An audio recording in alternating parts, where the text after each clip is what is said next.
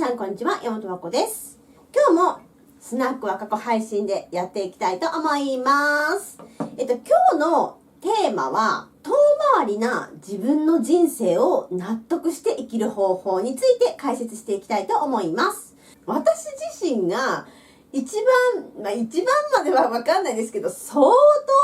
回りしてきたので、私こそがこの話をできるんだっていう自負があります。はい、やっていきたいと思います。なんで自分だけこんなに遠回りするんだろうって。なんか周りを見て比較したらもう周りみんな順調に前に進んでるのに、なんで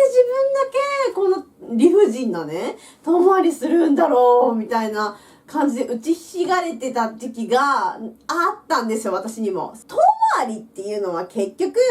別の道を歩いてるだけなんですよね。別の道を歩いてるから風景が違うように見えるっていうだけで、目に見える結果としては見えてないかもしれないけど、着実に自分なりにも頑張ってたし、その時は。なので、今振り返るとよ、しんどかったなと思うけど、別の道を歩いてたんだなっていう風には解釈してます。日本によくあるケースですが、なんかいい大学に入って、いい会社に就職してとか、いろいろモデルケースってありますよね。で、モデルケースに合致してる人イコール勝ち組みたいな、成功者とか幸せ者とか、そのモデルケースにさえ合致して進んでれば、それで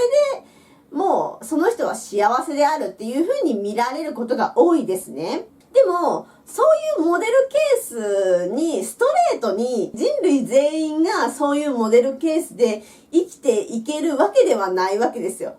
私もそのモデルケースのもう序盤から崩れ落ちてるんで、それでも私は私なりにめっちゃ幸せに生きてるんで、なんか幸せの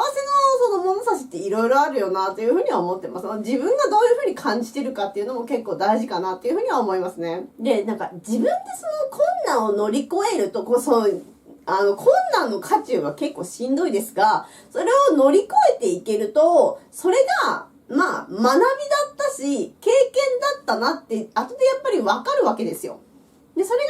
が、一個の成功体験にはなるし、なんか次また困難が起こっても、また私は乗り越えられるんだっていう、なんか一種の自信みたいなのにも結びつきますよね。なので、そういう過去を解釈して、意味付けをしていくっていうことが結構大事かなっていうふうに思います。あとね、これ最近思うんですけど、みんながみんなモデルケースを歩んでれば幸せとは限らないわけですよ。私みたいにめっちゃアウトサイダーですよみたいな。めっちゃアウトサイダーだけど人生楽しいですみたいな。そういう人も地球上人類一人ぐらいいてもいいかなって思ってて。で、そういう人がたまにいたら、私みたいな、人生を歩んでる人もいるよ、みたいな感じで、人生例外ケースみたいなのも提示できたら、それは私の役割だなっていうふうには思います。で、私はやっぱりずっと観光ガイドになりたいと思ってるんですよ。もう観光ガイドにさえなれたら、私の人生勝ち組、みたいな感じで思ってたんですけど、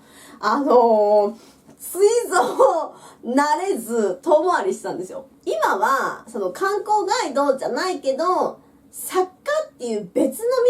道ですごいなんか自分を表現できたりとか、自分の人生好転させたりとか、なんか自分の伝えたいことを伝えていくっていうことができるので、めっちゃ人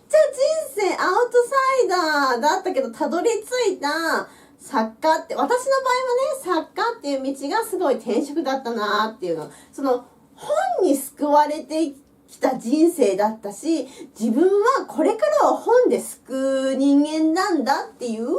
そういうなんか自負もあります。